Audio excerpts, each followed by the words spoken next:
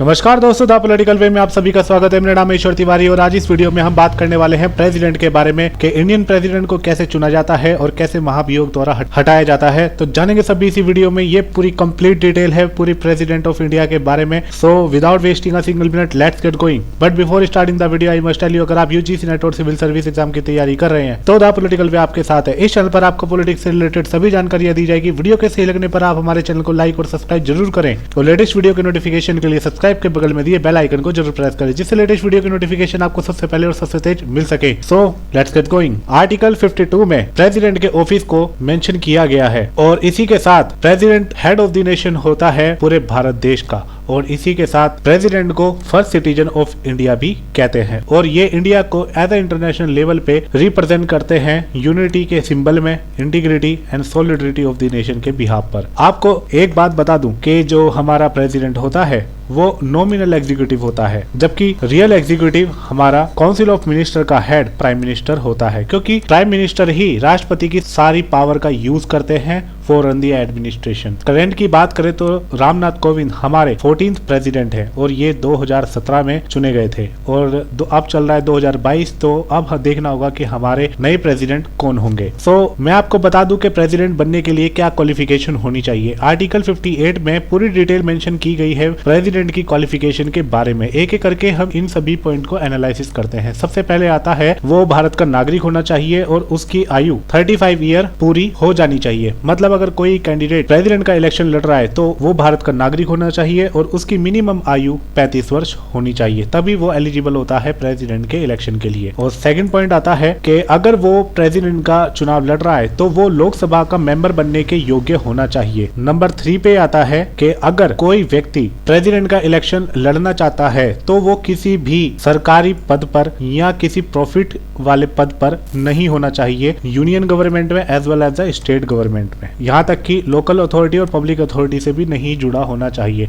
अगर वो इन सभी या इनमें से एक किसी लाभ के पद पर होता है या वो किसी पार्लियामेंट का मेंबर होता है और वो कंटेस्ट करता है प्रेसिडेंट इलेक्शन को, तो जब वो प्रेसिडेंट बन जाता है तो उसकी सीट को वेकेट कर दिया जाता है और उसकी सीट पर फिर से इलेक्शन करवाया जाता है, क्योंकि वो प्रेसिडेंट बन चुका होता है। तो उसको लाभ के सारे पद छोड़ने ही होंगे या फिर इलेक्शन लड़ने से पहले उसको सारे लाभ के पद से त्याग पत्र देना पड़ेगा। अब बात करते हैं प्रेसिडेंट के इलेक्शन के बारे में कि प्रेसिडेंट का इलेक्शन होता कैसा है। आर्टिकल 54 में पूरी कंप्लीट डिटेल मेंशन करी गई है प्रेसिडेंट के इलेक्शन के बारे में, जिसको अभी हम एनालिसिस करेंगे। नंबर 1 पे आता है प्रेसिडेंट का जो इलेक्शन होता है वो एक इलेक्टोरल कॉलेज के माध्यम से होता है। अब ये इलेक्टोरल कॉलेज है क्या? इलेक्टोरल कॉलेज में बेसिकली 3 तरह के मेंबर्स शामिल होते हैं। सबसे पहले आता है लोकसभा, दूसरे पे आता है राज्यसभा मेंबर और थर्ड पे आता है आपकी स्टेट असेंबली के मेंबर। मतलब कि वो मेंबर जो पार्लियामेंट हाउस के सदस्य होते हैं। मैं नॉमिनेट मेंबर की बात नहीं कर रहा हूं, ओनली इलेक्टेड मेंबर की बात कर रहा हूं जो लोकसभा और राज्यसभा में चुनकर जाते हैं। तो वो इलेक्टेड मेंबर और यहाँ तक कि स्टेट असेंबली के जो मेंबर होते हैं वो डायरेक्ट पार्टिसिपेट करते हैं फॉर द प्रेसिडेंट इलेक्शन। और उसी के साथ जितने भी 28 स्टेट है उनकी स्टेट असेंबली के साथ साथ यूनियन टेरिटरीज जो कि दिल्ली, पुडुचेरी और जम्मू कश्मीर में हैं, उनके मेंबर भी प्रेसिडेंट इलेक्शन में पार्टिसिपेट करते हैं। लेकिन यहाँ पर ध्यान देने वाली बात यह है कि स्टेट काउंसिल के जो सदस्य होते हैं, आपको पता होगा पूरे भारत में 6 ऐसे प्रदेश हैं जो बाइकैमरल हैं, जिसमें स्टेट असेंबली के साथ साथ स्टेट काउंसिल भी पार्टिसिपेट करती है। लेकिन स्टेट काउंसिल के जो सदस्य होते हैं वो प्रेसिडेंट इलेक्शन में ना वोट करते हैं और ना ही प्रेसिडेंट इलेक्शन में पार्टिसिपेट करते हैं। अगर कोई व्यक्ति 50% से ज्यादा वोट कंसीडर कर लेता है, मतलब उसको 50% से ज्यादा वोट मिल जाते हैं प्रेसिडेंट इलेक्शन में, तो उसको प्रेसिडेंट नॉमिनेट कर दिया जाता है पूरे भारत का। ये मैंने 2 इंपॉर्टेंट पॉइंट मेंशन कर रखे हैं, आप चाहे तो इनका स्क्रीनशॉट ले सकते हैं कि नॉमिनेट मेंबर पार्टिसिपेट नहीं कर सकते प्रेसिडेंट इलेक्शन में। और दूसरा, अगर स्टेट असेंबली या फिर पार्लियामेंट अगर डिसॉल्व हो चुकी है, पार्लियामेंट में मतलब लोकसभा डिसॉल्व हो चुकी है, तो उसके मेंबर जो होंगे वो प्रेसिडेंट इलेक्शन में वोट देने के लिए क्वालिफाई नहीं कर सकेंगे और ना प्रेसिडेंट इलेक्शन में पार्टिसिपेट कर सकेंगे। ये इंपॉर्टेंट पॉइंट है, आप चाहे तो इन्हें नोट कर सकते हैं। थर्ड आता है हमारा tenure of the president president के प्रेसिडेंट का कार्यकाल कितना होता है। आप सभी को पता है कि प्रेसिडेंट का जो कार्यकाल होता है वो 5 वर्ष का होता है, लेकिन प्रेसिडेंट चाहे तो उससे पहले भी अपना रिजाइन अपनी पोस्ट से दे सकते हैं वाइस प्रेसिडेंट को, क्योंकि वाइस प्रेसिडेंट को ही राष्ट्रपति अपना त्याग पत्र देता है। ये बहुत ही ज्यादा इंपॉर्टेंट है और कई बार कॉम्पिटिटिव एग्जाम में क्वेश्चन पूछा जाता है कि प्रेसिडेंट अपना जो इस्तीफा होता है, रेजिग्नेशन होता है, वो किसको सौंपते हैं, तो ये आता है वाइस प्रेसिडेंट को। अब आता है condition of the president office. President office के लिए क्या क्या शर्तें मेंशन होती है, आप देख सकते हैं आर्टिकल 59 में कंप्लीट डिटेल मेंशन करी गई है प्रेसिडेंट ऑफिस के बारे में, जिसमें सबसे पहले आता है he should not be a member of the either house of the parliament. वो किसी भी पार्लियामेंट हाउस का सदस्य नहीं होना चाहिए, और a house of the state legislature, यहाँ तक कि स्टेट लेजिस्लेचर का भी सदस्य वो नहीं होना चाहिए। अगर any such person is elected to the president, अगर कोई व्यक्ति प्रेसिडेंट चुना जाता है और वो इनमें से किसी हाउस का सदस्य होता है, तो उसी दिन से उसको जिस सदन का वो सदस्य है उस सदन में अपनी सीट से उसे त्याग पत्र देना होगा, क्योंकि वो अब प्रेसिडेंट बन चुका है और उसकी सीट पर अब दोबारा से कंटेस्ट होगा इलेक्शन का, दूसरे मेंबर को चुना जाएगा। सेकंड पॉइंट आता है he should not hold any office of the profit, वो किसी भी लाभ के पद पर नहीं होना चाहिए। इसके बाद ही is entitled to without payment of rent to the use of the official resident Rashtrapati Bhavan. इसमें साफ बताया गया है कि राष्ट्रपति को राष्ट्रपति भवन प्रोवाइड किया जाता है, जहाँ पर उसको फ्री एंड कंपल्सरी अकोमोडेशन मिलती है और उसको वो सभी विशेषाधिकार प्राप्त होते हैं जो पार्लियामेंट द्वारा निर्धारित किए जाते हैं, और उसको इसका कोई भी रेंट वेंट नहीं देना पड़ता। थर्ड पॉइंट आता है is entitled to such a emolument allowance and privilege to determined by the parliament. ये मैंने अभी आपको बता ही दिया है कि पार्लियामेंट जो इमोल्यूमेंट एंड अलाउंस और जितने विशेषाधिकार है, प्रिविलेज जो निर्धारित करती है, वो प्रेसिडेंट को प्रोवाइड करते हैं, और जब तक प्रेसिडेंट अपने ऑफिस में काम करता है तो उस दौरान इनको चेंज भी नहीं किया जा सकता। His emolument and allowance can not be diminished during his term. Okay, so next point आता है हमारा ओथ एंड अफर्मेशन के प्रेसिडेंट को शपथ कौन दिलवाता है।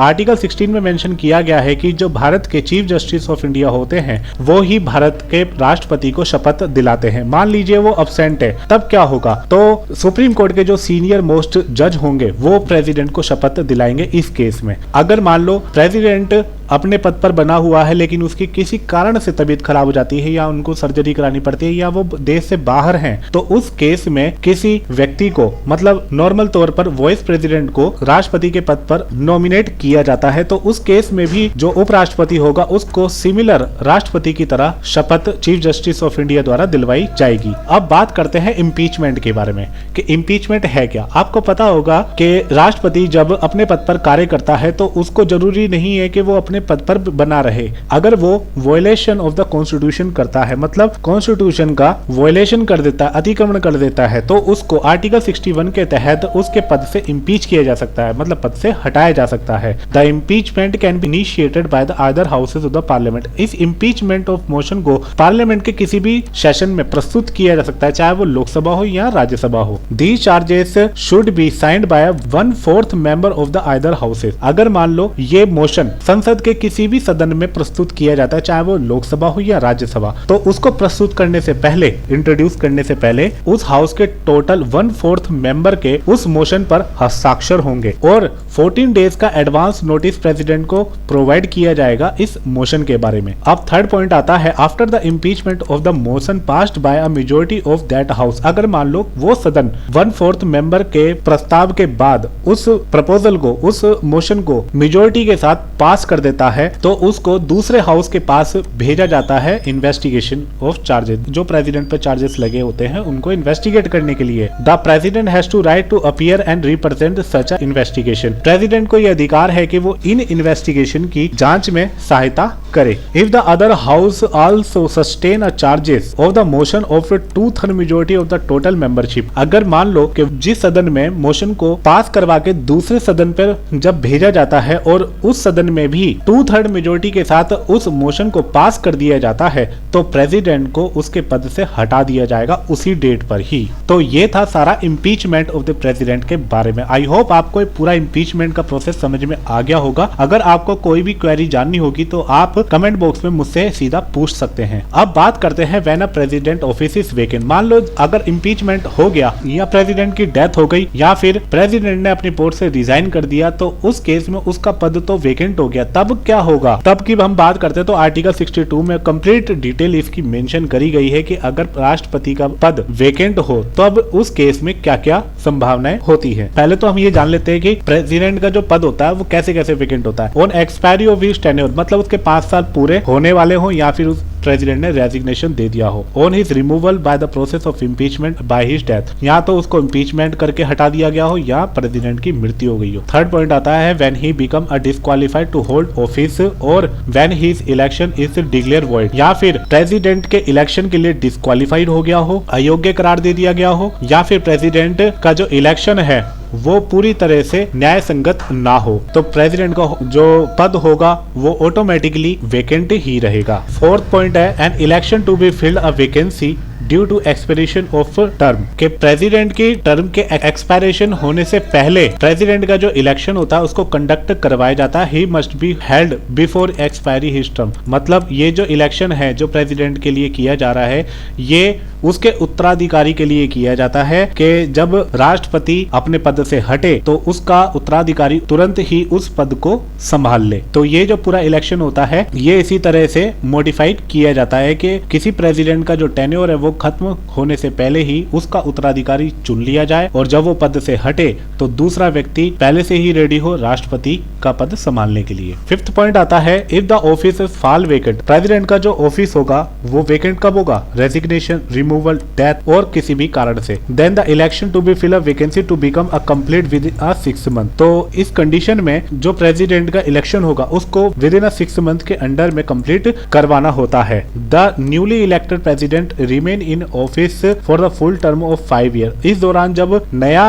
कैंडिडेट प्रेसिडेंट का ऑफिस को होल्ड करता है तो वो अपने पूरे 5 साल के कार्यकाल के लिए ही चुना जाता है। अब बात करते हैं प्रेसिडेंट की पावर के बारे में कि प्रेसिडेंट जब बन जाते हैं तो ऐसे कौन कौन सी पावर है जो प्रेसिडेंट के पास होती है जिससे वो पूरे राष्ट्र को रन करता है। तो इसमें हम देखते हैं कि प्रेसिडेंट के पास जो पावर होती है उनमें पहले आता है एग्जीक्यूटिव पावर, फिर आता है फाइनेंशियल, फिर डिप्लोमेटिक, फिर इमरजेंसी, फिर legislative, judicial and military power. तो ये 7 प्रकार की जो पावर है इसके साथ 3 अलग अलग तरीके की और पावर भी हैं जो प्रेसिडेंट के बारे में, जिनके बारे में हम आगे अभी चर्चा करेंगे और इन सभी पॉइंट्स को हम डिटेल में डिस्क्राइब करेंगे कि प्रेसिडेंट के पास जो जो पावर होती है और वो इनका कैसे कैसे यूज करते हैं। तो इन सभी के बारे में हम अभी डिटेल में इलेबोरेट करेंगे। सबसे पहले आता है एग्जीक्यूटिव पावर। एग्जीक्यूटिव पावर होती क्या है, all executive action of the government of India are formally taken in the name of the president. भारतीय सरकार के जितने भी एग्जीक्यूटिव काम होते हैं वो सभी के सभी प्रेसिडेंट के नाम पर ही होते हैं। He can seek an information relating to the administration affair, Bharat का राष्ट्रपति एडमिनिस्ट्रेशन अफेयर से लेकर यूनियन गवर्नमेंट से और यहाँ तक कि प्राइम मिनिस्टर से पूरी इंफॉर्मेशन मांग सकता है। He can appoint a inter state council to promote the inter state relation and inter state cooperation. भारतीय का जो राष्ट्रपति होता है वो इंटर स्टेट कोऑपरेशन और सेंटर स्टेट रिलेशन को प्रमोट करने के लिए इंटर स्टेट काउंसिल की स्थापना कर सकता है। यह आपको पता होगा कि इंटर स्टेट काउंसिल ये बहुत ही ज्यादा इंपॉर्टेंट है और इसकी स्थापना की जाती है राष्ट्रपति के द्वारा। सेकंड आता है he can declare any area to such a schedule area. Bharat के राष्ट्रपति को यह अधिकार है कि वो भारत के किसी भी राज्य क्षेत्र को शेड्यूल एरिया घोषित कर दे and the power with respect to administration of the schedule area and tribal area, और उसको यह अधिकार है कि वो किसी भी एडमिनिस्ट्रेशन पावर को वहां पर स्टैब्लिश कर दे for the schedule area and tribal area को एडमिनिस्ट्रेशन करने के लिए, वहां के प्रशासन को चलाने के लिए। He can appoint a commission to investigate into the condition of SC STs and other backward classes. President को यह अधिकार है कि वो एक कमीशन की स्थापना करे जो SC STs and other backward classes की जो इन्वेस्टिगेशन होती है उसकी कंडीशन को मॉनिटर करने के लिए वो एक कमीशन की स्थापना कर सकता है। ही डायरेक्टली एडमिनिस्ट्रेट्स द यूनियन टेरिटरीज, वो यूनियन टेरिटरीज को डायरेक्ट एडमिनिस्ट्रेशन करता है, क्योंकि आपको पता होगा कि यूनियन टेरिटरीज का एडमिनिस्ट्रेशन हेड राष्ट्रपति होता है क्योंकि ये सेंट्रल गवर्नमेंट के अंडर में ही आती है और राष्ट्रपति यहाँ पर अपने एडमिनिस्ट्रेटर नियुक्त करता है for run the union territories. अब लास्ट पॉइंट आता है हमारा he can make rule to specific manner in which order the minister. President को यह अधिकार है कि वो chief justice of India and जज of the supreme court, high court and attorney general, controller and auditor general, chairman and member of UPSC, chief election commissioner and other member of the election commissioner, governors and the finance commission के member को नियुक्त करे। इनमें से जितने भी member हैं वो सभी के सभी नियुक्त किए जाते हैं प्रेसिडेंट के द्वारा। अब बात करते हैं प्रेसिडेंट की लेजिस्लेटिव पावर के बारे में। इससे पहले हमने जो बात करी थी वो थी एग्जीक्यूटिव पावर, अब आती है लेजिस्लेटिव पावर के विधायिका के मामले में प्रेसिडेंट के पास क्या क्या पावर है। पहला है कि वो पार्लियामेंट के सेशन को सम्मन कर सकता है, बुला सकता है और उन्हें स्थगित कर सकता है। यहाँ तक कि लोकसभा को डिसॉल्व भी कर सकता है, क्योंकि आपको पता होगा कि लोकसभा को डिसॉल्व किया जा सकता है after the recommendation of prime minister by the president, but Rajya Sabha can not B dissolve because it is a permanent house. इसी के साथ प्रेसिडेंट को यह अधिकार है कि वो दोनों हाउसेस की ज्वाइंट सिटिंग को बुलाए, जिसकी अध्यक्षता लोकसभा स्पीकर के द्वारा की जाती है। थर्ड पॉइंट आता है हमारा address to the parliament session, commencement of the first session. Parliament का जो फर्स्ट सेशन होता है उसकी अध्यक्षता और उसको संबोधित राष्ट्रपति के द्वारा किया जाता है। यहाँ तक कि अगर कोई सरकार चुनकर आती है by the help of general election, और या फिर किसी साल का जो फर्स्ट पार्लियामेंट सेशन होता है उसको रिप्रेजेंट प्रेसिडेंट ही करते हैं। थर्ड पॉइंट आता है he can appoint any member of the Lok Sabha to president over its proceeding when the office of both house speaker and deputy speaker fall vacant. अगर मान लो लोकसभा में स्पीकर और डिप्टी स्पीकर नहीं है तो प्रेसिडेंट को यह अधिकार है वो लोकसभा के किसी भी मेंबर को लोकसभा की अध्यक्षता करने के लिए बुला सकता है। सिमिलरली अगर राज्यसभा में भी यही कंडीशन है कि वहाँ के चेयरमैन और डिप्टी चेयरमैन अब्सेंट है या उनका पद खाली है तो वो राज्यसभा के किसी भी मेंबर को बुलाकर उसकी अध्यक्षता करवा सकता है। और इसी के साथ प्रेसिडेंट को लेजिस्लेटिव मामलों में राज्यसभा के लिए 12 मेंबर नॉमिनेट करने का अधिकार है। जो ये नॉमिनेट मेंबर होंगे वो जो चुने जाते हैं literature, science, art and social service में जो एक्स्ट्रा ऑर्डिनरी काम करते हैं उन व्यक्तियों को नॉमिनेट किया जाता है प्रेसिडेंट के द्वारा राज्यसभा के लिए। और एंग्लो इंडियन कम्युनिटी के 2 मेंबर राष्ट्रपति के द्वारा चुने जाते हैं लोकसभा में। और ये एंग्लो इंडियन वो कम्युनिटी है जो फॉरेनर्स होते हैं जिनके पास इंडिया की सिटीजनशिप होती है और वो रिप्रेजेंट करते हैं लोकसभा में by the nomination of president. तो आपको समझ में आ गया होगा कि प्रेसिडेंट की लेजिस्लेटिव पावर है क्या। अब लेजिस्लेटिव पावर को आगे बढ़ाते हुए हम बात करते हैं he can decide the question of the disqualification of a member of the parliament. Parliament के किसी मेंबर को डिस्क्वालीफाई करने के लिए प्रेसिडेंट को यह अधिकार है कि वो इलेक्शन कमीशन की सहायता से उसे कंसल्ट करके उस मेंबर को डिस्क्वालीफाई कर दे पार्लियामेंट के किसी भी मेंबर को। मतलब यहाँ पर साफ है कि प्रेसिडेंट को यह अधिकार है कि वो इलेक्शन कमीशन की सहायता से पार्लियामेंट के किसी भी मेंबर को डिस्क्वालीफाई कर सकता है। His prior recommendation and permission to needed introduce a certain types of bill in the parliament। Parliament में जितने भी बिल प्रस्तुत होते हैं उनमें से कुछ बिल ऐसे होते हैं जिनको प्रस्तुत करने से पहले प्रेसिडेंट की परमिशन और रिकमेंडेशन दोनों ही जरूरी होती है, या दोनों में से एक बहुत ही ज्यादा जरूरी होती है। इनमें से 2 बिल की हम बात करेंगे तो वो है मनी बिल। मतलब पार्लियामेंट में अगर मनी बिल को या क्रिएशन और रिक्रिएशन ऑफ न्यूली स्टेट भारतीय राष्ट्र में से नए राज्य का निर्माण करना है या 2 या 3 राज्यों में से नए राज्य का निर्माण करना है तो इस कंडीशन में प्रेसिडेंट की परमिशन और रिकमेंडेशन मैंडेटरी होती है। अब बात करते हैं अगले पॉइंट की। When a bill is sent to the president after it passed by the parliament he can. अगर मान लो पार्लियामेंट द्वारा किसी बिल को पास करवा दिया जाता है और उसे प्रेसिडेंट की कंसेंट के लिए भेजा जाता है तो उस केस में क्या होगा। आपको एक बात तो पता होगी बेसिकली कि कोई भी बिल कानून तब बनता है जब उसको प्रेसिडेंट की कंसेंट मिल जाती है, क्योंकि भारत की जो संसद होती है वो लोकसभा, राज्यसभा और प्रेसिडेंट से मिलकर बनती है। मतलब अगर किसी बिल को लोकसभा से पारित करवाया जाता है तो उसको फिर राज्यसभा से पारित करवाना पड़ेगा और उसके बाद उसको भेजा जाएगा प्रेसिडेंट की कंसेंट के लिए। तो प्रेसिडेंट की कंसेंट मिलने के बाद ही वो बिल कानून का रूप लेता है। तो यहाँ पर हम बात कर रहे हैं कि 2 हाउसेस अगर किसी बिल को पास कर लेते हैं और उसको भेजा जाता है प्रेसिडेंट की कंसेंट के लिए तो उस केस में क्या होगा। तो प्रेसिडेंट अपनी असेंट उस बिल को दे सकते हैं या अपनी असेंट को होल्ड करके रख सकते हैं या फिर उस बिल को वापस भेज सकते हैं for the reconsideration of that house. अगर मान लो वो हाउस उस बिल को दोबारा से प्रेसिडेंट की असेंट के लिए उस बिल में कोई संशोधन करे या ना करे बिना प्रेसिडेंट के पास भेजता है तो उस केस में प्रेसिडेंट को अपनी असेंट उस बिल पर देनी ही होगी, वो उससे मना नहीं कर सकता। तो ये सब था लेजिस्लेटिव पावर के बारे में। इसी के साथ लेजिस्लेटिव पावर का एक और पॉइंट हम बात कर लेते हैं कि ही कैन प्रोमुलगेट ऑर्डिनेंस। मतलब राष्ट्रपति को ये अधिकार होता है कि जब पार्लियामेंट का सेशन नहीं चल रहा होता और वो समझता है कि ये इमरजेंसी के तौर पर नेसेसरी है कि पार्लियामेंट का सेशन बुलाया जाए, तो वो एक अध्यादेश, ऑर्डिनेंस का मतलब यहाँ पर अध्यादेश है, वो एक अध्यादेश को जारी करके पार्लियामेंट का सेशन बुला सकता है। और ये जो ऑर्डिनेंस होता है ये एक तरीके का कानूनी ही होता है जिसकी वैलिडेशन 1 महीने तक रहती है, लेकिन इसको 6 हफ्ते के अंदर अंदर पार्लियामेंट से अप्रूवल करवाना पड़ता है। और प्रेसिडेंट को यह अधिकार भी है कि वो किसी भी ऑर्डिनेंस को स्थगित भी कर सकते हैं by the help of Indian constitution article 123 के तहत। और अगर CAG, UPSC and finance commission को पार्लियामेंट में अपनी रिपोर्ट पेश करनी है तो उससे पहले ये रिपोर्ट प्रेसिडेंट को सौंपनी पड़ेगी। तो ये सब थी प्रेसिडेंट के बारे में detail in the power of legislative. तो आई होप आपको ये पूरा पॉइंट समझ में आ गया होगा। नेक्स्ट हम बात करते हैं फाइनेंशियल पावर के बारे में कि फाइनेंशियल तौर पर भारत के राष्ट्रपति को क्या क्या अधिकार दिए गए हैं। जैसा कि आपको पता है कि मनी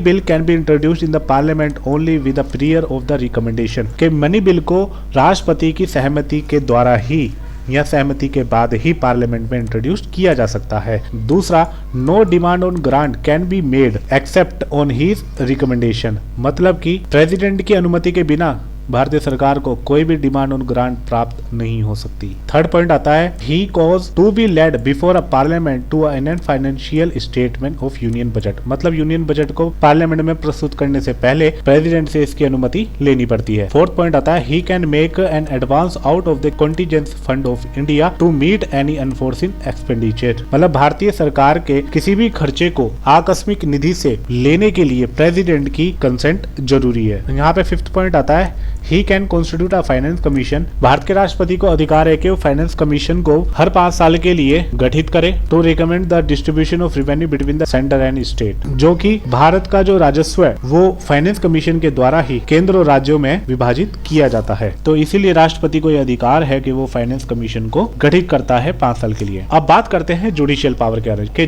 प्रेसिडेंट को जुडिशियल पावर में क्या एडवांटेज प्राप्त है। The judicial power of the function of president the following. Number 1 पे आता है, he appoint the chief justice of India and जज of the supreme court and high courts. President को यह अधिकार है कि भारत के मुख्य न्यायाधीश और सुप्रीम कोर्ट के जो जज होते हैं और हाई कोर्ट के जज होते हैं उनकी नियुक्ति राष्ट्रपति करता है। He can seek advice from a supreme court on any question of law, वो कानून के क्वेश्चन पर सुप्रीम कोर्ट से एडवाइस मांग सकता है। The advice tender by the supreme court is not binding on the president, और इस केस में जब सुप्रीम कोर्ट प्रेसिडेंट को एडवाइस करता है क्वेश्चन ऑफ लॉ में, तो ये जो एडवाइस होती है ये बाध्यकारी नहीं है प्रेसिडेंट के लिए कि वो उस एडवाइस पर अमल करे या ना करे अंडर आर्टिकल 143 के तहत। और ये आर्टिकल भी आप जरूर याद रखें कि प्रेसिडेंट कौन से आर्टिकल के द्वारा सुप्रीम कोर्ट से एडवाइस मांग सकता है अंडर आर्टिकल 143 के तहत। ओके, और ये बाइंडिंग नहीं है प्रेसिडेंट पे कि वो इस एडवाइस को माने या ना माने। अब फिफ्थ पॉइंट आता है हमारा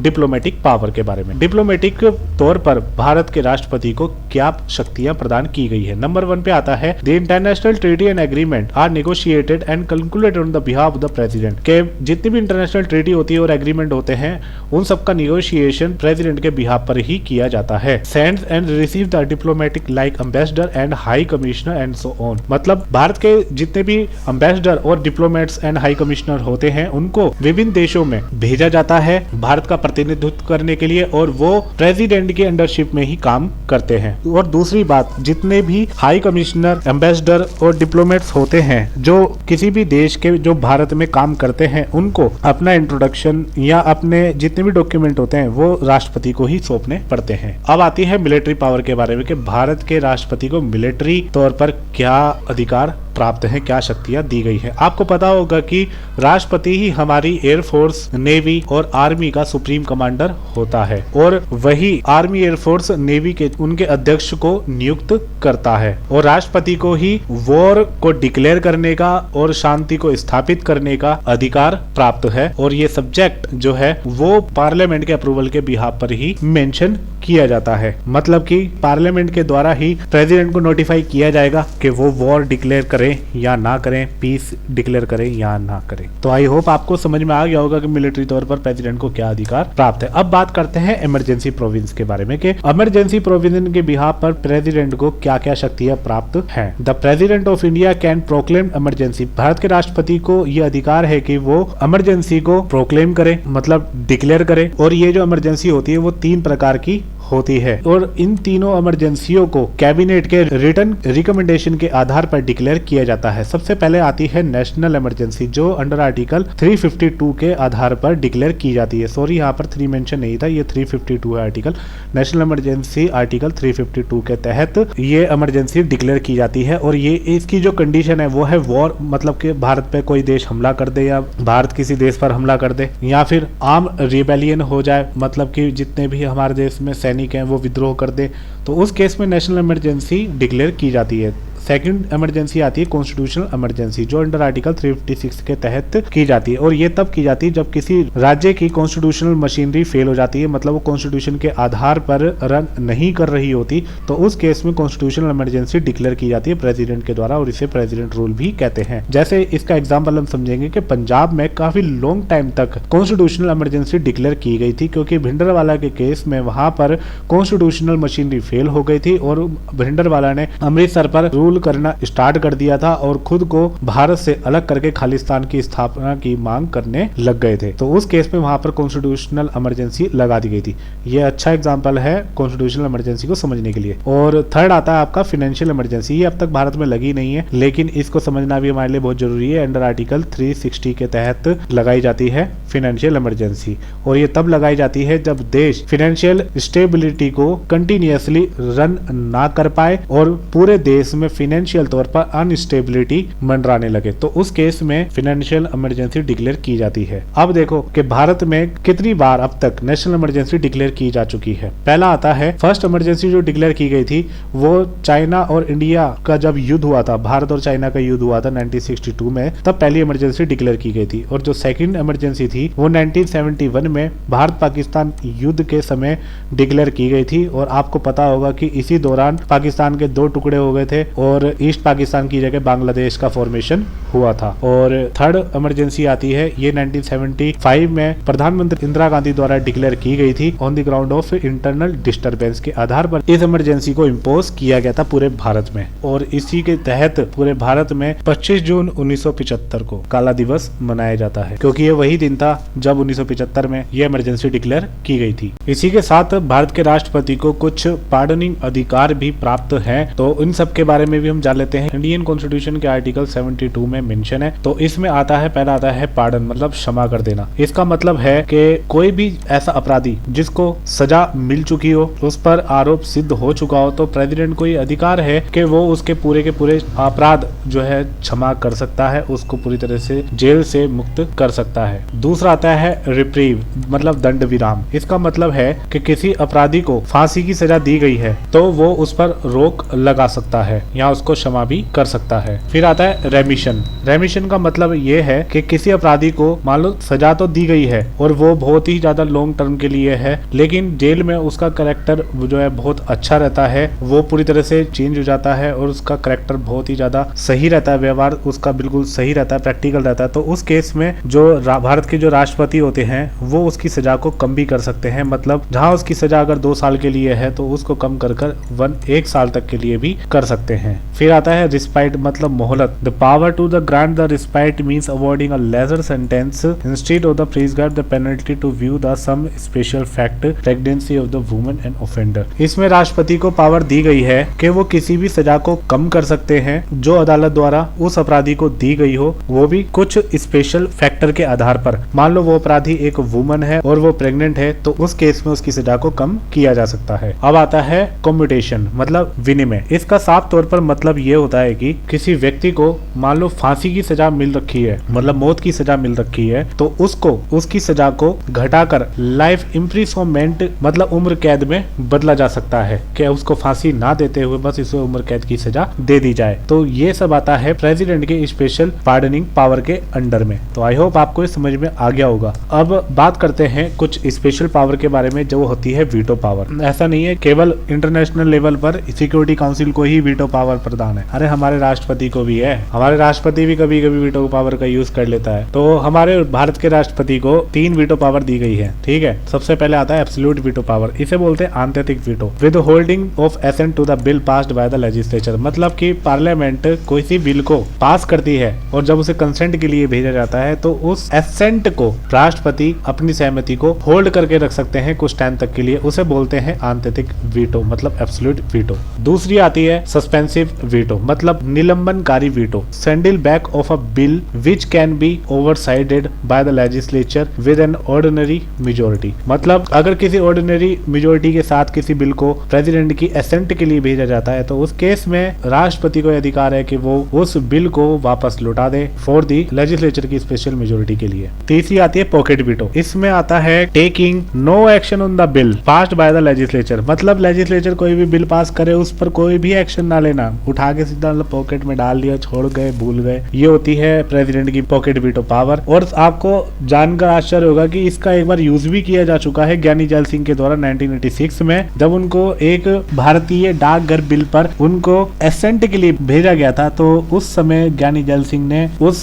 बिल पर कोई एक्शन ही नहीं लिया और उसको पॉकेट वीटो में डाल दिया। तो ये था एक एग्जाम्पल जो सत्य घटना पर आधारित है और ये थी पॉकेट वीटो। तो आई होप आपको समझ में आ गया होगा कि ये वीटो पावर है क्या और प्रेसिडेंट द्वारा इन वीटो का यूज कैसे किया जाता है। अगर आप में से कोई प्रेसिडेंट बने कभी फ्यूचर में तो ध्यान रखना इन बातों का जो मैंने अभी बताई है। अब आती है important notes. In president election V V Giri is the only person who won the election of the president as an independent candidate in 1969। 1969 में वीवी गिरी ही एक ऐसे राष्ट्रपति बने हैं जो राष्ट्रपति के पद पर स्वतंत्र रूप से निर्वाचित हुए। 1977 में मतलब 1977 में Neelam Sanjiva Reddy was elected as a president, मतलब कि 1977 में नीलम संजीवा रेड्डी को बिना किसी निर्विरोध के अनअपोज्ड प्रेसिडेंट इलेक्ट किया गया था, क्योंकि उनके अगेंस्ट में किसी ने भी इस प्रेसिडेंट की पोस्ट के लिए नॉमिनेशन फाइल ही नहीं किया था। और justice M Hidayatullah is the only person who is perform the function of the president 2 times. आपको पता होगा कि